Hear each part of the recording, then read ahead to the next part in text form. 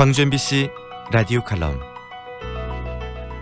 라디오 칼럼은 여러 전문가들의 의견을 통해 한국 사회의 방향과 광주 전남의 미래 비전을 찾는 시간입니다. 오늘은 팬데믹과 마음의 위기란 주제로 국립중앙박물관 박중환 학예관과 함께합니다. 스트레스성 정신질환 가운데 화병이라고 불리우는 증후군이 있습니다. 마음속의 울분을 발산하지 못하고 억누르면서 생기는 병입니다. 미국 정신의학회의 정신장애 진단 편람에서는 이 병이 한국인의 독특한 정신질환이며 한국의 문화적 배경과 관련된 증후군이라고 설명하고 화병이라는 한국어 명칭을 그대로 소개하고 있습니다. 왜 우리에게만 이런 정신질환이 나타나는 것일까요? 우울증 환자의 비교 연구를 장기간 진행한 중앙심리부검센터의 한 연구자에 따르면 한국인들의 경우 이른바 멜랑콜리아형으로 분류된 우울증의 소유자가 많다고 합니다. 이 유형의 우울증 환자들은 자신의 심리적 고통을 호소할 때 마음의 상태를 설명하는 것이 아니라 신체적 고통을 이야기하는 특징이 있다고 합니다. 가슴이 답답하다, 머리가 아프다, 숨을 잘 쉴 수가 없다, 이런 증상들입니다. 그러나 실제 원인은 분노나 억울함, 배신감과 같은 심리 상태일 것입니다.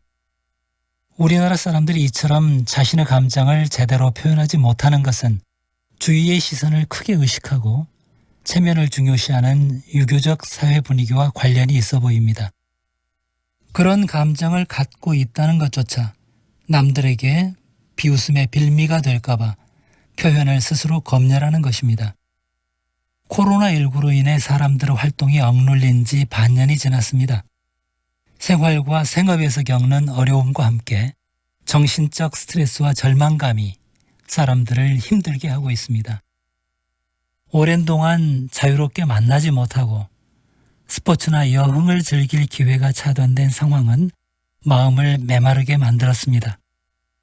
유행이 잡힐만 하면 그때마다 나타나 비상식적 행동으로 상황을 원점으로 되돌려온 일부 사람들의 행태를 보며 환멸과 함께 탄식이 흐릅니다.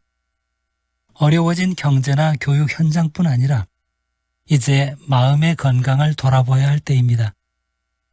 IMF 때의 자료에 의하면 경제적 어려움이 최고조에 이르렀을 때보다 1년 정도 시간이 흐른 뒤부터 극단적 선택을 하는 사람들의 비율이 크게 높아졌다고 합니다. 지금의 위기는 모두의 위기이지만 주어진 여건에 따라 겪고 있는 정신적 어려움의 양상은 각각 다를 것입니다.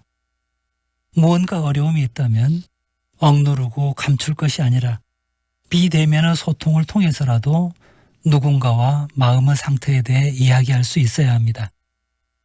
이번과 같은 재난 상황에서 그러한 고통은 자기 혼자에게만 나타나는 것이 아니며 자기 혼자만의 책임이 아님도 바로 볼 수 있어야 합니다.